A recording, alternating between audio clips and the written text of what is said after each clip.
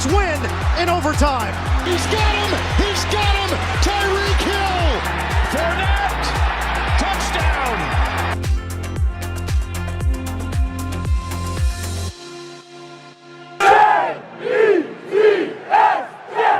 Ladies and gentlemen, welcome back to the show, Off the Bench Podcast, episode number 2. Thank you for tuning in, and I hope you're having a great day. If you have any questions, I will answer them at the end of each episode. Make sure to send them in to either our Instagram at Off the Bench Podcast, comment them on our YouTube channel, Off the Bench Podcast, or email them in to offthebenchpodcast34@gmail.com. All right, let's take a look at the previous week's games. Week 9 of the NFL. Thursday night, we had the Falcons at the Panthers, an NFC South divisional game where there were 10 combined punts, which don't give the final score justice. We did see the rain from Tropical Storm Nicole have an effect on this game, with a total of 3 missed extra points.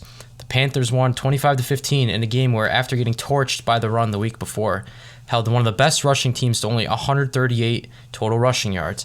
Like I mentioned last week, Atlanta needed to throw the ball more, which they did, but Marcus Mariota made some careless decisions that led to either interceptions or turnover on downs. P.J. Walker for the Panthers started after last week's horrendous performance, and Deontay Foreman proved why he's the RB1 in Carolina. Moving on to Sunday morning in Munich, the Seahawks versus the Bucs, the first ever NFL game in Germany. The Bucs were able to hold off the red-hot Seahawks 21-16. Rookie Kenneth Walker didn't have a great game with only 17 yards on the ground, while DK Metcalf led them with 71 receiving yards. Out of the Tampa Bay backfield, Rachaad White led the way with 105 rushing yards. Very surprising. The Bucs improved to 5-5, while Seattle drops to 6-4, but both remain at the top of their respective divisions. Next, the Lions visiting the Bears. This was a back-and-forth divisional game, but the Lions get their first road win in 2 years under head coach Dan Campbell, defeating the Bears 31-30. Even with a loss, Justin Fields continued to put up insane numbers with 167 passing yards, 2 touchdowns, and 147 rushing yards with 2 touchdowns rushing. Amon-Ra St. Brown had his first 100-plus receiving yard game for the first time since Week 2, and if the Lions want to win more games, he needs to produce like that without having TJ Hockenson on offense. Obviously, they traded him at the deadline. The Broncos at the Titans. Ryan Tannehill did make his return, and the Titans defeated the struggling Broncos 17-10. Nick Westbrook-Ikhine had a great game with 119 yards and 2 touchdowns on only 5 receptions. Russell Wilson did not have a terrible game, but the Broncos really don't have a great run game without the injured Javonte Williams out for the year. The King, Derrick Henry, only ran for 53 yards and 19 carries, but having Tannehill back on the offense to throw the ball clearly helped them out a lot in this win at home. We had the Jags at the Chiefs. We saw yet another dominant performance from Mahomes as the Chiefs took down the Jaguars 27-17.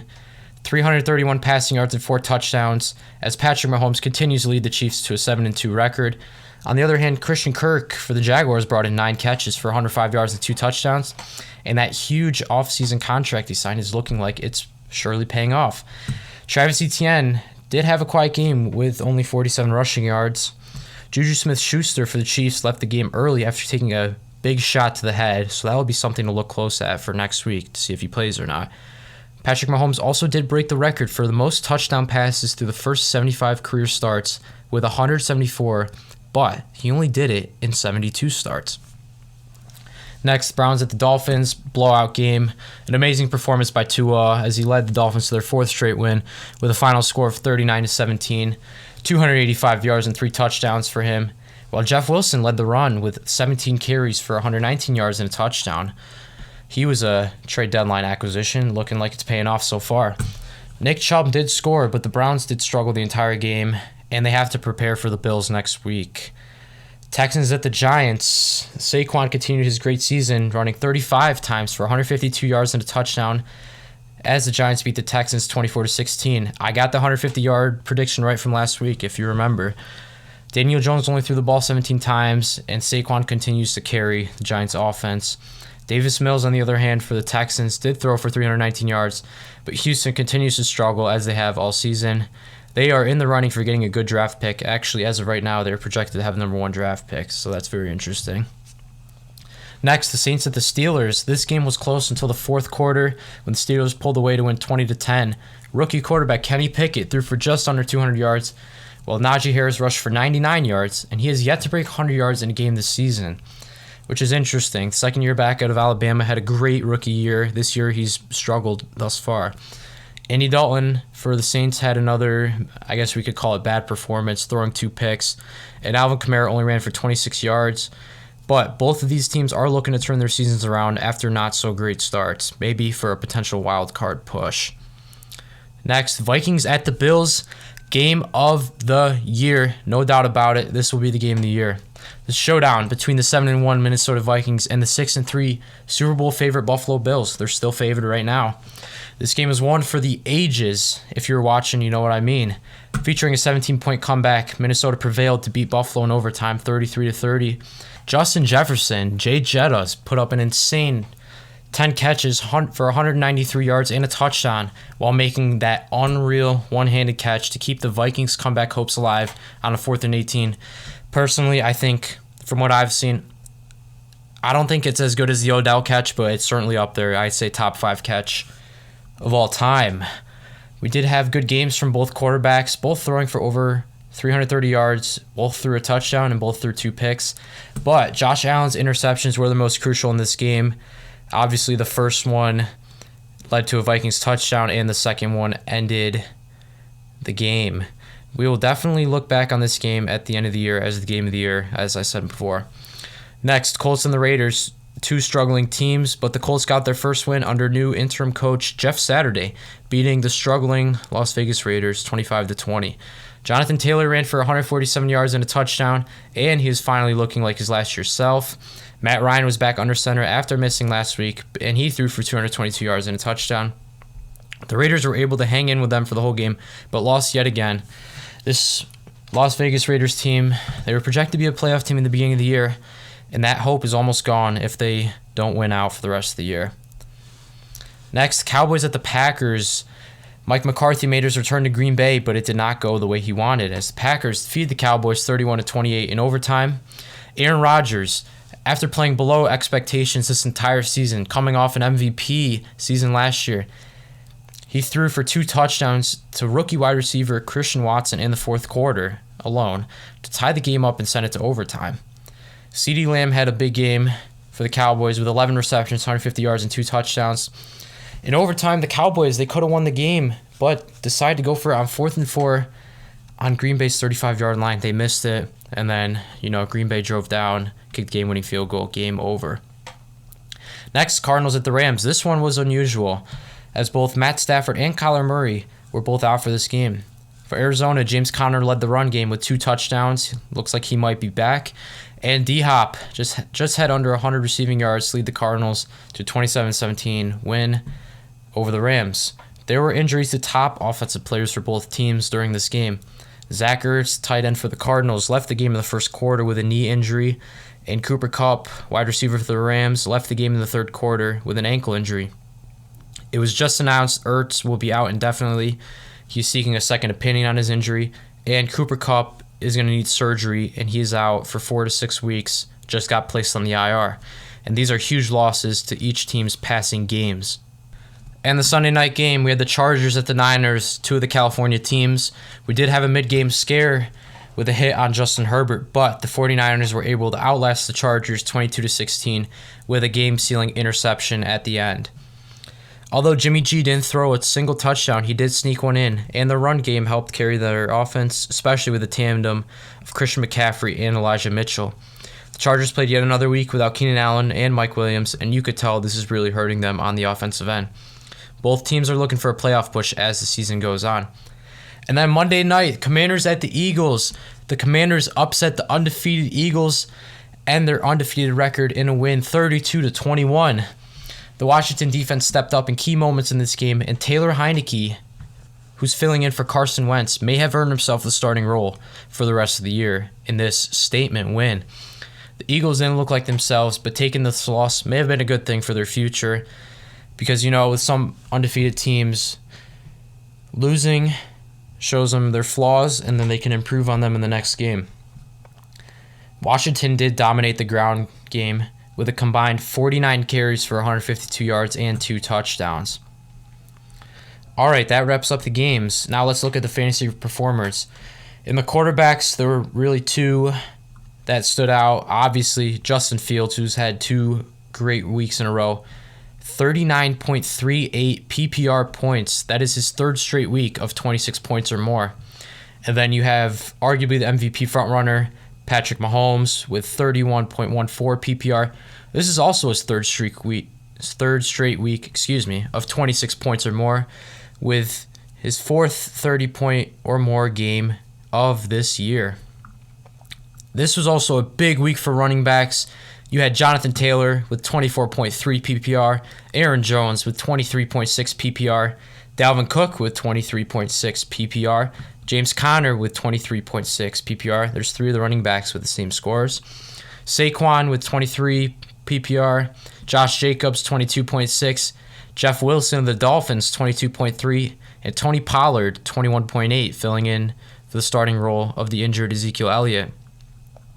Wide receivers, you had CeeDee Lamb with 38, Justin Jefferson 35.3, Christian Watson, rookie for Green Bay, 32.7, Christian Kirk for the Jaguars, 31.5, and Nick Westbrook-Ikhine, 28.9 for the Titans, and also Devontae Adams, 27.6. In the tight ends, you had Cole Kmet leading the crew with 23.4, Travis Kelce with 20.1. He's been putting up these numbers all year. And Dalton Schultz with a statement game, 17.4. Coming off of his recent injury, he's looking good again. All right, moving on to the news. I mentioned before, Zach Ertz is out indefinitely with a knee injury, but he is seeking a second opinion, but I doubt he's going to play again this year. This is a huge loss to the Cardinals receiving group. He was the Cardinals' leader in receptions, but from a fantasy standpoint and an offensive standpoint, this will lead to more opportunities for DeAndre Hopkins and Rondale Moore. Maybe Robbie Anderson, but we haven't seen really much of him yet. That's really it for the news. Predictions. I guess, I don't know if you could really call this a prediction, but I said it last week. The Raiders need to change something up. They're terrible. They can't play defense. They're not going to make the playoffs. But Al Davis was recently saying that their head coach, Josh McDaniels, is doing a good job. I don't know. I don't agree with him. I think after this year, maybe address the changes, see what's going on.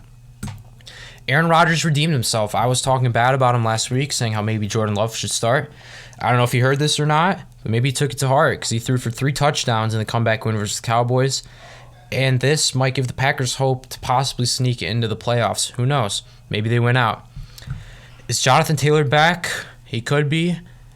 He was the consensus number 1 overall pick in fantasy this year. Everyone took him number 1 in all my leagues. But he hasn't really performed to that level.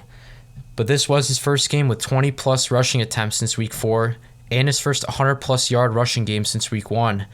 I do think he can make a big impact for the Colts offense now if he keeps getting that volume.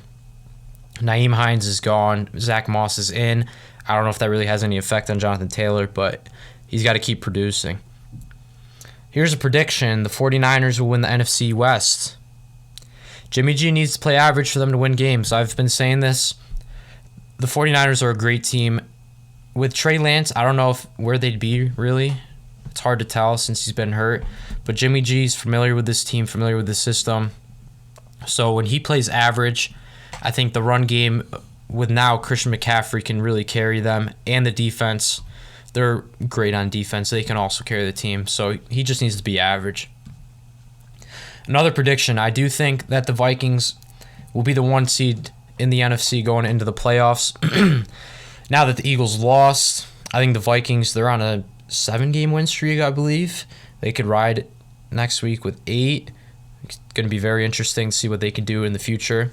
They do have favorable matchups ahead of them, but if they want to get this number 1 seed, they cannot rely on their fourth quarter comebacks every game. It's not how you got to win games. You got to win games from the start to the end. That's what a good football team does. All right, and moving on to the hot take of the week. Last week, I believe I said that the Rams will end with a losing record. This week, I think it gets even hotter. The Bills will not win the AFC East. The Bills will not win the AFC East. Mark my words, write it down on the record. They will not win the division. The AFC East is arguably the most competitive division in the NFL, along with the NFC East. All teams have winning records as of right now in the AFC East.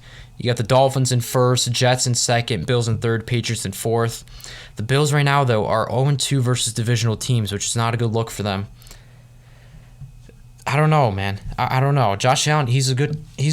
He's, I think, a top 3 quarterback in the league, but the decisions and the mistakes that he's been making, he's the reason why the Bills have been winning games, but now he's also been the reason why the Bills have been losing games. So if he's got to step up. He's got to step up, change what he's been doing, or else I think this hot take will come true. The Bills won't win the division. All right, that does it for the news and the predictions and the hot take of the week. Now let's move on to the picks for Week 11. Thursday, we have the Titans at the Packers. I'm taking the Packers. I think they can ride their momentum from last week's overtime win against the Cowboys. Aaron Rodgers, statement game, 3 touchdowns. I think he's back. It might be too early to say. I think he's back after the rough start this year. I'm taking the Packers. Moving on to Sunday, we got the Bears at the Falcons. I'm taking the Bears.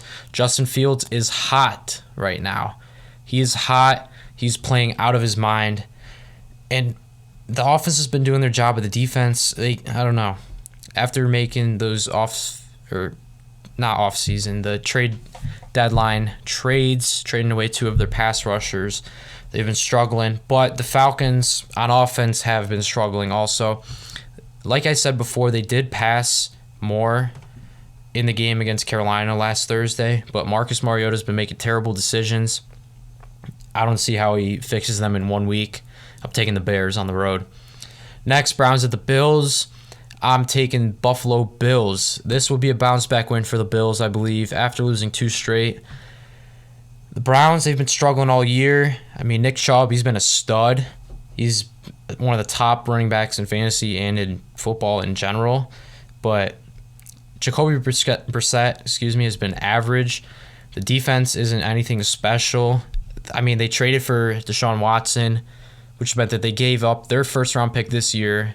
So they're not going to have their first-round pick this year. Houston's going to have a field day with that. I really don't see what they're looking forward to for the rest of the year. I don't know if they want to try to tank, maybe. If they win out, I don't know. No, they're not going to win out. If they win at least some of their games, who knows what they'll do. I'm taking the Bills. Eagles at the Colts. I'm taking the Birds. Fly, Eagles, fly. I think Jonathan Taylor will have a good game, but I don't see Matt Ryan and the Colts passing game doing much against the Eagles secondary. You got James Bradbury. You got C.J. Gardner-Johnson. You got Darius Slay. They are locks. They are clamps. I say Matt Ryan throws 2 picks this game. Mark my words, 2 picks for Matt Ryan against the Eagles. Eagles win this game. Jets at the Patriots. This is a big game for the AFC East division. I'm taking the Jets on the road. Both of these teams are coming off byes, but I do think Zach Wilson will redeem himself after his poor performance in the first matchup versus New England. If the Jets win, they're first in the division, which is the first time that will happen in a long time. I don't know the year, but it's been a while. The Jets culture, man, I don't know. I think they can do it. I'm taking the Jets. Jets, Jets. Next, Rams at the Saints. I'm taking the New Orleans Saints. Cooper Kupp is out. He's on IR. He's not playing. I don't see how the Rams get much done on offense. Matt Stafford, I think he's going to play after missing last week. But without Cooper Kupp, that means Allen Robinson would be the wide receiver 1, but he hasn't produced at all this year. He's been terrible. So I don't think they're going to do great. Then for the Saints, I could see Alvin Kamara having a big game, a big bounce-back game after last week's not-so-great performance, taking the Saints at home. Lions at the Giants, I'm taking the G-Men. I think Saquon will have another 150-yard game. Last week it was right. I think this week against the struggling Lions defense, it will happen. The Lions will struggle in this game. Giants are going to win. Panthers at the Ravens, I'm taking Baltimore. Mark Andrews is expected to be back as of right now. We'll see what happens later in the week. And that means Lamar will be able to do more on offense in terms of throwing. He runs the same every game, but now his top weapon will be back. That should be good for them. And the Panthers, the defense has struggled against the run. I mean, they did hold up the Falcons on Thursday, but those conditions for that game were very different. Rainy game. The Panthers, I don't know. I don't know about them. Ravens win this one. Commanders at the Texans. The Commanders will take this one on the road. After a great road win against the Eagles, ending their undefeated season, I think that Washington, they'll ride this momentum against the struggling Houston Texans, who are poised to have the number 1 overall pick in next year's draft. Maybe they get Bryce Young. I assume they'll take Bryce Young. We'll see what happens. Commanders take this one. Raiders at the Broncos. 2 struggling teams in the AFC West. The Broncos do have a solid defense, but their offense is bad, while the Raiders are complete opposite. Their offense pretty good, but their defense stinks. But ultimately, I think Devontae Adams, as he has done all season with this offense, he'll carry them and give them their first win since Week 7. Cowboys at the Vikings. I'm taking the Vikings. I think they'll extend their win streak to 8 games. They are hot right now. Kirk Thuggins, whatever you want to call him, Kirk Cuzzo. He is the man right now. Justin Jefferson, top 3 wide receiver in the league. 2, arguably 1. He's good right now. I think this will be the game of the week, as Dallas has started to play better since Dak's return, but I don't see him doing much against the red-hot Vikings. Bengals at the Steelers, the AFC North divisional game. Jamar Chase is still out of the lineup. As of right now, he's been hurt. He's been out with his hip injury. But their defense should be able to hold up the Steelers' offense, who rank in the bottom 5 in the league in yards per game. I'm taking the Bengals in this one on the road.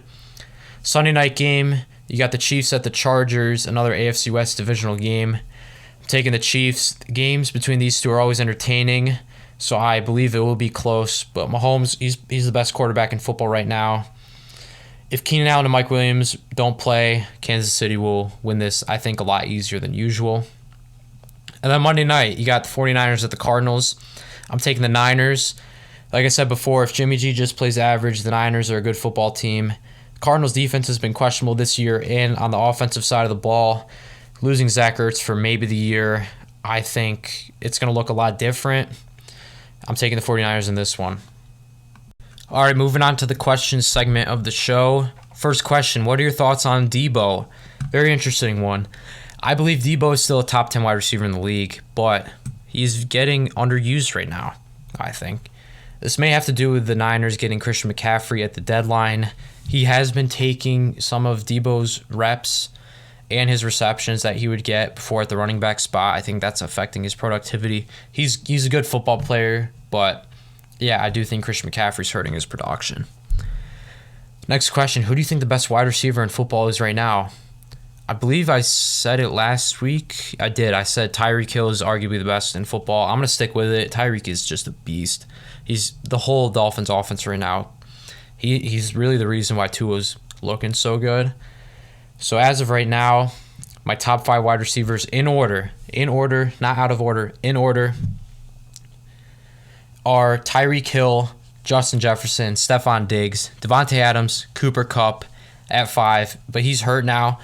You could also argue DeAndre Hopkins, but he's only played 4 games this year. And Jamar Chase, he's arguably in the top 5 when healthy, but he's been hurt. That's my top 5. And the last question, why are the Jets so good? Obviously, I'm going to sound biased on this one. The Jets, they've struggled in recent years, but this year they had a great draft. And after a year of development for Zach Wilson, I think their offense, we've seen, is starting to click. Their defense has been the reason why they're winning games. You got Quinnen Williams on the line. He's been playing like a Pro Bowler. And you got Sauce Gardner locking up some of the top wide receivers in the league. Arguably the defensive rookie of the year. I think he's the front runner right now. Along with the multiple offseason acquisitions, the Jets, they're poised to make a playoff run right now. They could win the AFC East. They'll be at the top if they win this week, but if they perform well the rest of the year, I think they'll win out. Or not win out. They'll win the division. All right, that wraps up the Q&A. If you have questions for the next episode, remember to DM the Instagram at Off the Bench Podcast, comment on the YouTube at Off the Bench Podcast, or email them in to offthebenchpodcast34@gmail.com. Thank you to everyone who tuned in for this episode. I hope you all have a great rest of your week. Enjoy next week's games, and see you next episode. Thanks.